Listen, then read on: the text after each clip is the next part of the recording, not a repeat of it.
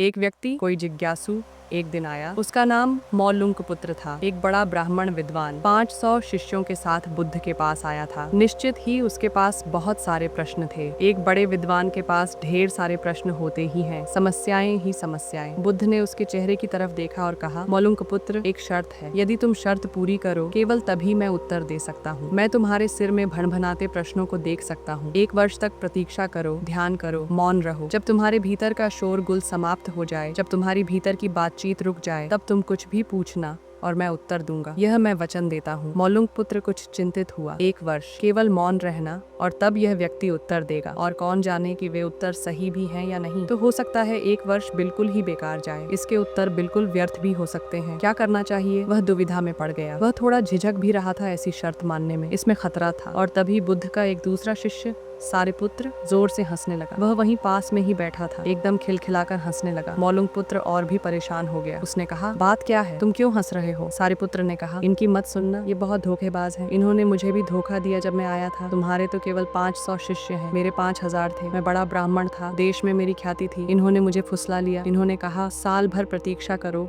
मौन रहो, ध्यान करो और फिर पूछना और मैं उत्तर दूंगा। और साल भर बाद कोई प्रश्न ही नहीं बचा। तो मैंने कभी कुछ पूछा ही नहीं और इन्होंने कोई उत्तर दिया ही नहीं। यदि तुम पूछना चाहते हो तो अभी पूछ लो। मैं इसी चक्कर में पड़ गया। मुझे इसी तरह इन्होंने धोखा दिया। बुद्ध ने कहा, मैं अपने वचन पर पक्का रहूंगा। यदि तुम पूछते हो तो मैं उत्तर दूंगा। यदि तुम पूछो ही नहीं तो मैं क्या कर सकता हूँ? 1 वर्ष बीता। मौलुंकपुत्र ध्यान में उतर गया और मौन होता गया। भीतर की बातचीत समाप्त हो गई। भीतर का कोलाहल रुक गया। वह बिल्कुल भूल गया कि कब 1 वर्ष बीत गया। कौन फिक्र करता है? जब प्रश्न ही न रहे तो कौन उत्तरों की फिक्र करता है? एक दिन अचानक बुद्ध ने पूछा, यह वर्ष का अंतिम दिन है। इसी दिन तुम 1 वर्ष पहले यहाँ आए थे और मैंने तुम्हें वचन दिया था कि 1 वर्ष बाद तुम जो पूछोगे मैं उत्तर दूंगा। मैं उत्तर देने को तैयार हूँ। अब तुम प्रश्न पूछो। मौलुंकपुत्र हंसने लगा और उसने कहा, आपने मुझे भी धोखा दिया। वह सारिपुत्र ठीक कहता था। अब कोई प्रश्न ही पूछने के लिए नहीं रहा तो मैं क्या पूछूं? मेरे पास पूछने के लिए कुछ भी नहीं है। असल में यदि तुम सत्य नहीं हो तो समस्याएं होती हैं और प्रश्न होते हैं। वे तुम्हारे झूठ से पैदा होते हैं। तुम्हारे स्वप्न, तुम्हारी नींद से वे पैदा होते हैं। जब तुम सत्य, प्रामाणिक मौन में समग्र होते हो,